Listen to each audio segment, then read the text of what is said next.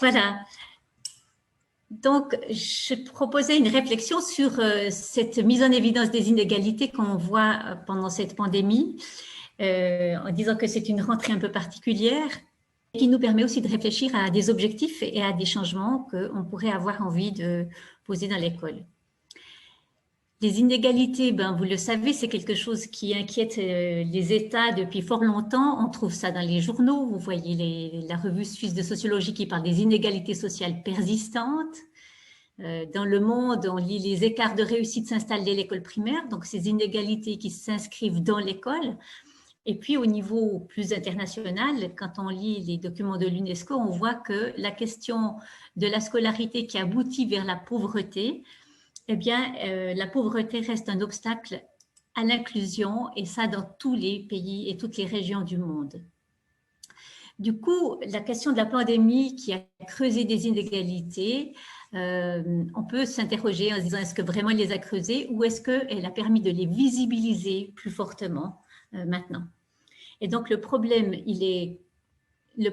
des inégalités est connu depuis longtemps. Vous savez que les enfants des parents universitaires donc, ont plus de chances de réussir et d'accéder aux études universitaires que ceux qui sont de familles ouvrières ou qui n'ont pas les mêmes chances d'éducation. Alors, je vous propose que l'exposé se passe en trois temps, une petite mise à jour des connaissances sur la question qui nous permet de bien asseoir nos connaissances et ça permet aussi d'aller plus loin par la suite. Une réflexion aussi critique pour comprendre le rôle de l'école dans ce processus de production ou de reproduction des inégalités et puis de finir sur des questions d'engagement pour construire le changement avec les élèves. Les constats qui sont connus, que vous connaissez certainement, mais que je rappelle ici, sont la question du genre, où on voit que depuis très longtemps d'ailleurs, les garçons sont surreprésentés dans les filières spécialisées ou dans les filières élémentaires, comme c'est le cas au secondaire, alors qu'au début du cycle, les garçons et les filles sont à parité pratiquement dans l'école. C'est quelque chose de connu. Un autre élément qui est connu et qu'on constate régulièrement dans les recherches depuis fort longtemps aussi, eh bien, c'est que le passeport n'expose pas au même risque de marginalisation scolaire. Et on voit que les enfants qui viennent de Turquie, du Portugal, d'ex-Yougoslavie sont parmi les élèves les plus représentés dans les filières spécialisées, alors que les taux sont beaucoup plus bas pour les enfants qui sont suisses, voire allemands ou français. Et donc, on voit que les passeports n'exposent pas au même risque. Les lieux et les cantons et les systèmes scolaires des cantons vont aussi jouer un rôle. Et c'est intéressant de voir sur le graphique de gauche, où vous voyez un graphique qu'on ne trouve plus dans les données de l'OFS, elle n'est plus disponible, mais que j'avais encore. Et si on faisait vraiment les données, on retrouverait probablement quelque chose de semblable, peut-être pas avec les mêmes taux, mais semblable, où on voit que selon les cantons, eh bien, on n'a pas le même taux d'élèves qui sont dans le spécialisé. Alors, on peut discuter sur qui sont les enfants du spécialisé dans chaque canton, mais ces éléments-là montrent en tout cas que selon les cantons, on a plus ou moins de risques selon qu'on a un passeport différent, qu'on est un garçon, de se trouver dans une classe spéciale. D'autre part, en fonction du canton, eh bien là, vous allez trouver ça sur les données actuelles que j'ai relevées encore tout dernièrement. Le taux de maturité varie aussi selon les cantons. Et donc, en fonction du canton, on a plus ou moins de possibilités d'accéder à une maturité, donc aussi aux études. Et donc, le lieu scolaire joue. Un autre élément sur le système scolaire, c'est l'analyse qui est faite par Felouzis et Charmillo à partir des études de PISA, où il montre qu'en fonction du système segmenté ou non, eh bien, on voit qu'il y a une tendance à renforcer les inégalités entre les élèves quand les systèmes scolaires sont plus segmentés. Donc, ces éléments-là jouent contre les élèves. On connaît aussi les questions d'importance de la réussite scolaire pour l'accès à l'emploi. Le programme national de lutte contre la pauvreté nous dit que ceux qui sont les plus vulnérables sont ceux, entre autres, les ménages monoparentales, mais surtout ceux qui n'ont pas terminé de formation post-obligatoire. Et vous voyez dans le graphique de gauche en bas que le statut sur le marché du travail en 2003 et 2019, vous avez la ligne la plus foncée dans le premier schéma qui est tout en bas, qui vous montre que ceux qui sont actifs et occupés, eh bien, sont pas ceux qui sont justement tout en bas, qui sont ceux qui ont le moins de scolarité, qui n'ont fait que l'école obligatoire. Et donc, là, dans l'accès au travail, il se trouve tout en bas de ceux qui ont une facilité d'accès. Alors que dans le schéma du dessous, vous allez voir que c'est les chômeurs selon le BIT, et on voit que cette ligne foncée, eh bien, c'est ceux qui sont tout en dessus. Et donc, ceux qui ont peu de scolarité ont moins de chances d'avoir du travail et plus de chances d'être des chômeurs. Et on voit là aussi, c'est ce même élément qu'on retrouve aux États-Unis, où durant le mois de mars, ceux qui ont le plus perdu leur travail sont ceux qui avaient le moins de scolarité. Ces constats se font un peu partout. On voit aussi en France, par exemple, ils ont fait un atlas scolaire qui montre aussi comment les disparités sociales et le décrochage scolaire se retrouvent dans les régions.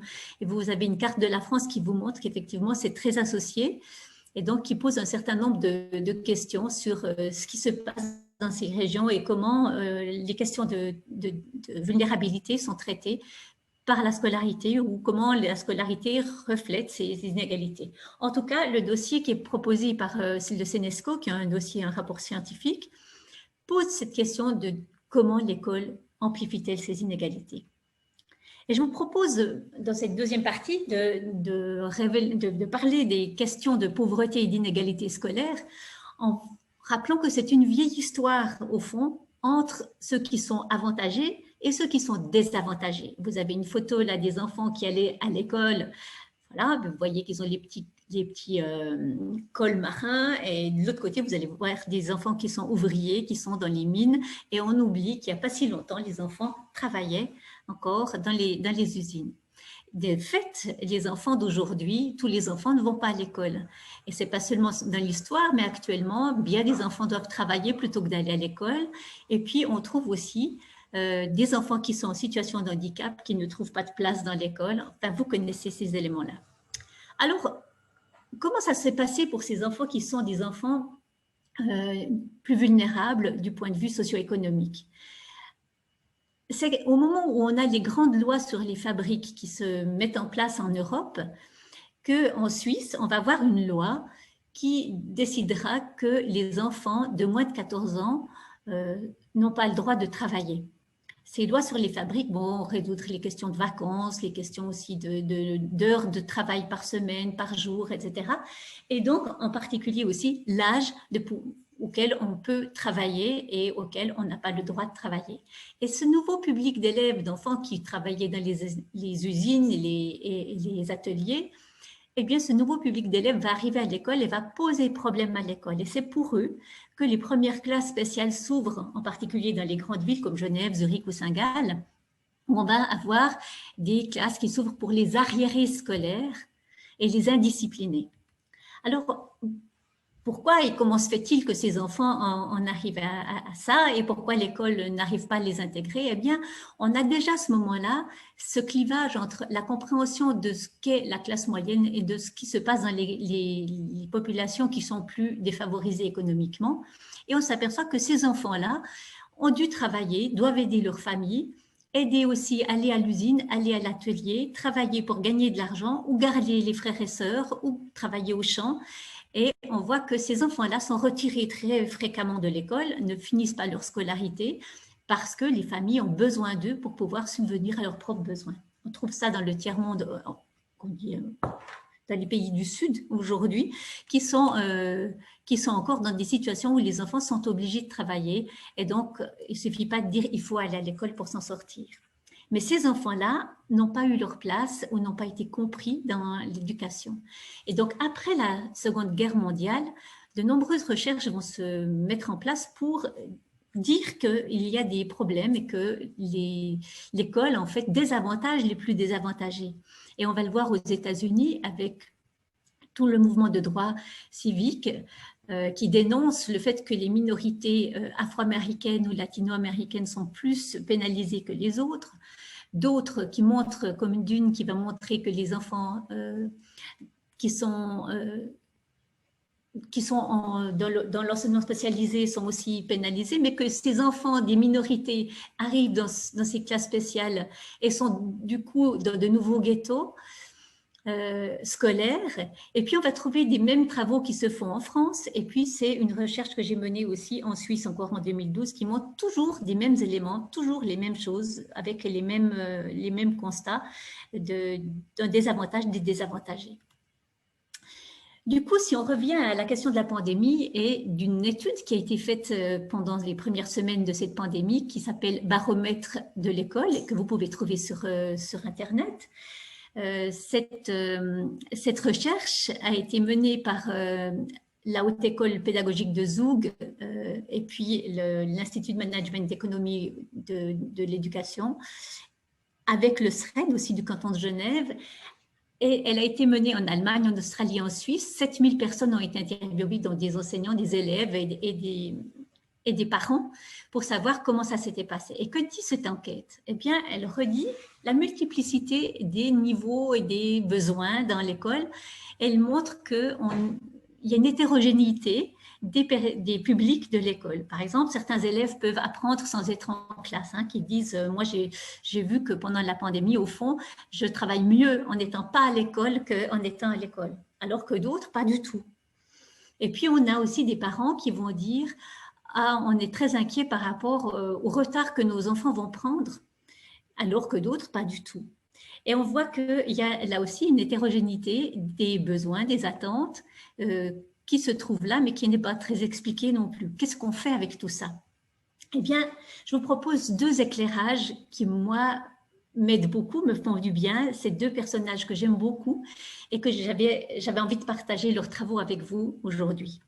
La première, c'est Annette Larreau, donc elle est américaine du Nord, elle vient de Pennsylvanie, de Philadelphie. C'est une ville dans laquelle elle a mené une enquête avec ses équipiers. Et dans cette ville, ils ont passé 3 semaines, l'équivalent de 3 semaines, dans des familles très pauvres, de classe moyenne, et des familles blanches et des familles noires, dans ces catégories différentes au niveau social. Et ils sont aperçus que les familles blanches et noires, ça n'a pas d'incidence. Ce qui a une incidence, c'est la question de la catégorie sociale. Alors, là aussi, ce qui est commun à toutes les familles, c'est que tous les parents veulent que leurs enfants réussissent. Mais ce qu'ils ont perçu, c'est que dans les familles de classe moyenne, qu'elles soient noires ou qu'elles soient blanches, eh bien, les parents investissent l'éducation comme un capital. Ça veut dire qu'on va donner de l'école à côté de l'école. On va demander plus à l'école, on va exiger des choses de l'école et on va investir l'école. Pour ça aussi, on va apprendre à l'enfant à parler. On va lui dire que quand il va chez le médecin, il doit pouvoir poser une question au médecin. Est-ce que tu sais ce que tu vas dire au médecin? On lui apprend à se positionner par rapport à une figure d'autorité.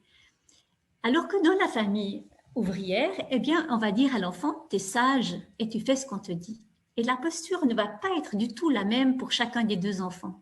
Ce qu'elles vont montrer aussi dans cette étude, c'est que les apprentissages que font les enfants dans les classes ouvrières sont des apprentissages puisqu'ils sont beaucoup plus laissés seuls ou doivent se débrouiller, vivre dans des conditions plus difficiles. Eh bien, ils mettent en place des stratégies et des compétences que l'école n'utilise pas, des stratégies, des compétences de relation, d'orientation, de débrouillardise, que les enfants de classe moyenne qui attendent leurs parents qui les conduisent d'une classe à la gymnastique ou à la danse ou à autre chose, eh bien, sont beaucoup moins débrouillards de ce point de vue-là. Par contre, ils ont les clés que l'école attend d'eux.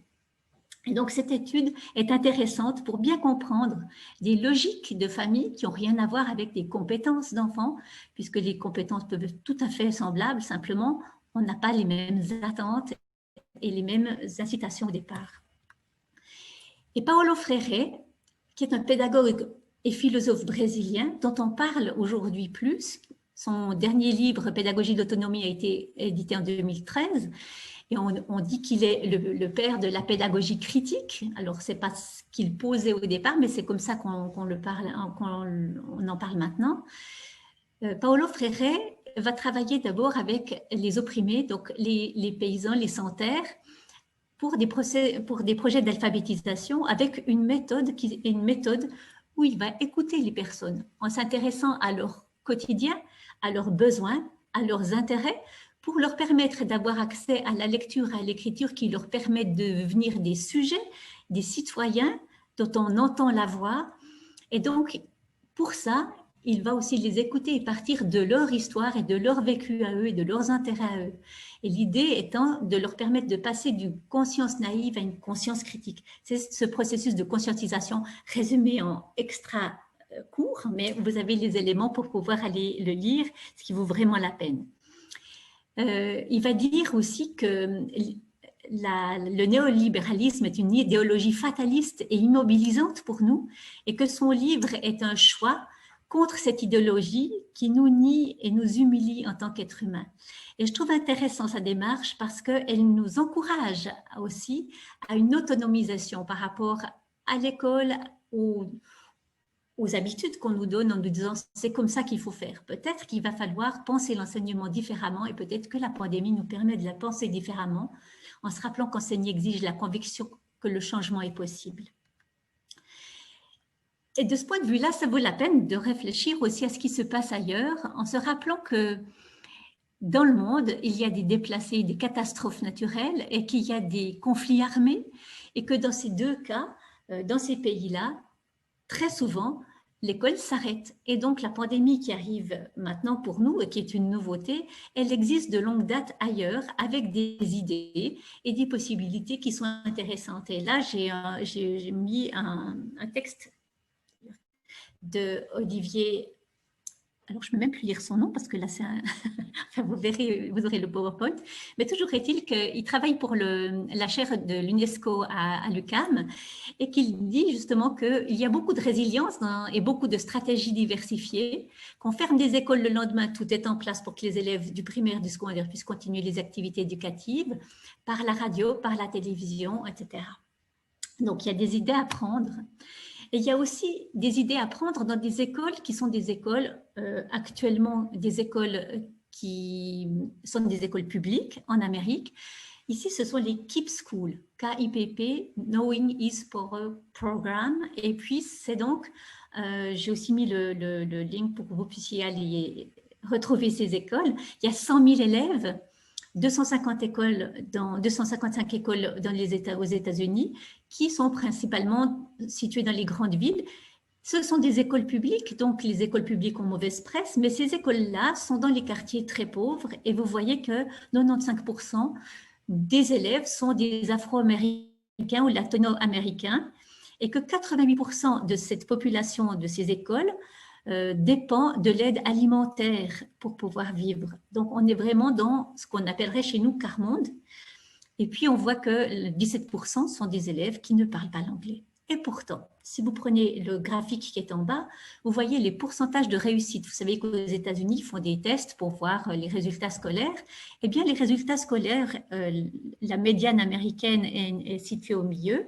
Et vous voyez que, et en lecture et en maths, les élèves dans tous les degrés de la scolarité, dépassent la moyenne américaine. Donc, c'est possible de faire des choses en tenant compte, encore une fois, de la vie et de qui sont les élèves. Et cette idée, dans cette école-là, que les élèves sont capables, eh bien, les élèves le savent aussi. Vous avez là une note d'une élève qui dit « La première chose qu'on nous a dit, c'est qu'on avait le potentiel pour aller au collège. Et je sais qu'ils le pensent. » Et c'est ça qui est important aussi dans ce qui est donné ici, dans cette école, où on pense que les élèves sont capables d'apprendre. Alors, pour terminer, je voudrais vous proposer trois clés qui sont une école qui peut viser l'avenir de chaque élève avec des attentes élevées. C'est nécessaire de continuer à avoir des attentes élevées pour tous les élèves et pas de baisser le niveau dans un climat scolaire qui est accueillant. Et ça, c'est typiquement l'idée des KIPP Schools où on pense, et la charte le dit, tous les élèves veulent apprendre, tous les élèves peuvent apprendre et les enseignants, la direction, les parents, les élèves, tout le monde signe cette charte et part de ce principe-là. L'autre idée, c'est de tirer parti du vécu et des savoirs des élèves. Les élèves, quels qu'ils soient, ils arrivent avec un savoir, avec des compétences et pas seulement il n'a pas d'ordinateur, il n'a pas sa chambre, il n'a pas des parents qui l'aident. Mais il a beaucoup d'autres ressources dont on pourrait tirer parti ou par lesquelles on pourrait retrouver la motivation pour les élèves. Et donc, je rappelle là les idées de Freire sur une conscientisation comme processus éducatif pour passer d'une conscience naïve à une conscience critique pour faire de l'élève un citoyen responsable et qui se sent un individu respecté. Et puis, cette idée de l'éducabilité, c'est aussi de savoir que les retards, ça se rattrape. Aujourd'hui, on parle des retards des élèves, qu'il y aura peut-être des retards. Eh bien, quand on fait de la pédagogie institutionnelle, on sait que les élèves sont capables de rattraper très vite, même une année de programme entière en une année d'une autre année. Et donc, on va voir dans des projets par exemple en travaillant sur plan de semaine ou dans un type de pédagogie où les élèves sont écoutés, où ils sont aussi réellement autonomisés dans leur travail, où on leur apprend à le faire, il y a une autogestion qui s'apprend, eh bien, ces élèves sont capables de beaucoup de choses et d'apprendre très vite parce que leur cerveau fonctionne très bien. Et j'ai juste miné, là encore, comme autogestion, parce que une histoire est intéressante d'un des élèves qui avait fait Libre Enfant de Summerhill, donc qui avait fait Summerhill, qui n'avait jamais appris à lire ni à écrire, et qui a appris par la suite, parce que quand il en a eu besoin, il a appris en 3 mois, il savait lire et écrire en fonction de ses besoins. Voilà, c'était les idées que j'avais envie de partager avec vous, et je vous propose qu'on passe à la séquence de discussion où vous allez pouvoir vous exprimer et dire ce que vous savez, vous avez envie de partager. Merci.